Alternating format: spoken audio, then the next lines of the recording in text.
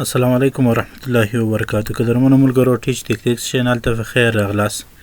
زه یم سمیع الله عبید او غواړم چې نن ستاسو سره پر یوه مهمه موضوع باندې بحث وکړم. زموږ استاد د نن ورځې موضوع به دا وي چې څنګه کولی شو د خپل کمپیوټر له انګلیسي ژبې څخه واړوو یا عربي ژبې ته یا فارسي ژبې ته یا بلې یو داسې ژبې ته چې هغه ژبه ډېره استعمالېدونکې وي او کمپیوټر موږ هغې ژبې ته اړولی سو. نو موږ تاسې به راسو لومړی به پر دلته سرچ ته راسو، په سرچ کې به لانګویج ورته سرچ کړو. کله چې موږ LANG سرچ کړل نو موږ تاسې ته به خپله لانګویج سټینګ راخلاص شي. موږ تاسې به لانګویج سټینګ کلیک کړو.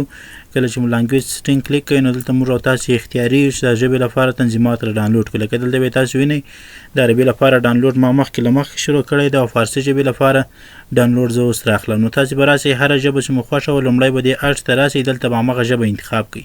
فرض کړئ زه راځم دري ژبه ورته اضافه کوم نو په سرچ کې سرچ کوم، دلته به دا کلیک کوئ ورباندې، خپله به اتومات دا ژبه ستاسو کمپیوټر ته اضافه شي. اوس هره ژبه چې تاسو کمپیوټر ته اضافه کړې وه نو صرف راسئ پر هغه ژبه کلیک وکوئ او دلته اپشن ورته کلیک کړئ. کله چې مو پر اپشن باندې کلیک وکوئ نو دلته موږ ته لیکل سوي ډاونلوډ لانګویج پیکیج. موږ تاسې همدغه ډاونلوډ لانګویج پیکیج کلیک کوو. کله چې مو کلیک کړئ نو د ژبې ډاونلوډ به روان شي. اوس چې کله دا ډاونلوډ مکمل شو نو بیا موږ تاسې کولی شو خپل کمپیوټر د همدې لارې څخه هغه ژبې ته چې موږ تاسې دا ورته ډاونلوډ کړی د هغې ژبې ته یې واړوو. موږ تاسې به یو څه انتظار وکړو. د انتظار کولو څخه وروسته زموږ ژبه واړوو. اوس ما دوه ژبو ته ډاونلوډ شروع کړی، تاسو ته دلته ښکارېږي یو عربي ژبه ده چې ډاونلوډ یې تقریبا تر نیمایي تېر شوی ده، دوهم فارسي ژبه ده چې ډاونلوډ یې اوس شروع شو. یو څه انتظار کوو، کله چې ډاونلوډ پوره شو انشاءالله بیا به زموږ ستاسې کمپیوټر ډېر په اسانۍ سره همدغې ژبې ته واوړي. یو څه وخت به له ورته انتظار شو تر څو پرې انسټال مو مکمل شي. انشاءالله د عربي ژبې انسټال مکمل شوی دی، نور یوازې د فارسي ژبې انسټال تر څه وخته پورې لا پاته دی. کله چې دا انسټال پوره شو نو بیا موږ تاسې راسو او دلته به سیټ از ډیفالټ ورته کلیک کړو. کله چې مو سیټ از ډیفالټ ورته کلیک کړئ نو اوس دلته موږ ته ولیکل شو چې تاسو د کمپیوټر ډسپلی لانګویج یا د ښودلو ژبه به درته عربي شي. هغه وخت چې موږ تاسې کمپیوټر یو وار لاګ اپ کړو یا یو وار یې بند و چالان کړو. نو ملګرو د دې لپاره چې زموږ ستاسې ژبه عربي ژبې ته بدله شي نو موږ تاسې باید خپل کمپیوټر ساین اوټ کړو یا یې لاګ اپ کړو.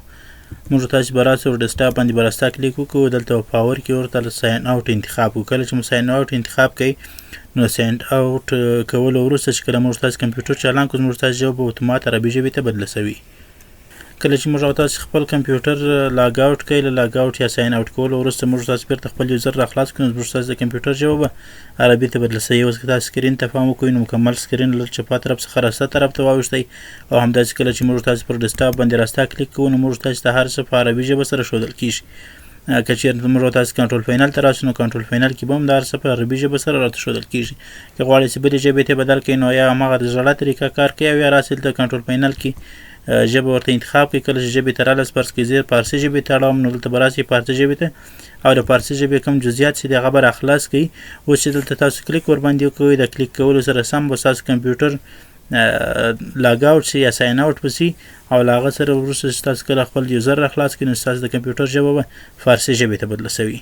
کله چې ملګرو زموږ ستاسې کمپیوټر لاګ اوټ شي یا ساین اوټ شي نو اوس موږ ستاسې ته ښکارېږي چې زموږ ستاسې د کمپیوټر دا ژبه چې ده د فارسي ژبې ته واوښته. همداسې کله چې موږ د کمپیوټر نورې برخې راخلاصوو نو په دې برخو کې به هم تر ډېره حده پورې فارسي ته اوښتي. تاسو ته معلومیږي داسې فارسي د هومره پوره ژبه نه ده لکه عربي، نو پوره ټول شیان نه دي ورته اوښتي، ولې ځینې شیان څنګه شوي دي زموږ ستاسې فارسي ژبې ته اوښتي دي. څومره چې ژبه مکمل وي نو په همغه اندازه به د وینډوز دغه ټول ډسپلی سټینګ یا د وینډوز د ښودلو ژبه به مکمله بدله شي، همغې ژبې ته به راشي. تاسو هره ژبه چې مو خوښه وي نو هغه ژبه په همدغه ښودل شوې طریقې سره سم ترسره کولی شئ.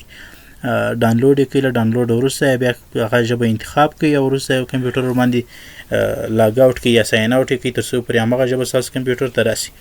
په دې هیله ملګرو چې ویډیو به مو تر پایه کتلې او له ویډیو څخه مو استفاده کړې. تر بیا بلې ویډیو مو پر الله سپارم. ښې چارې.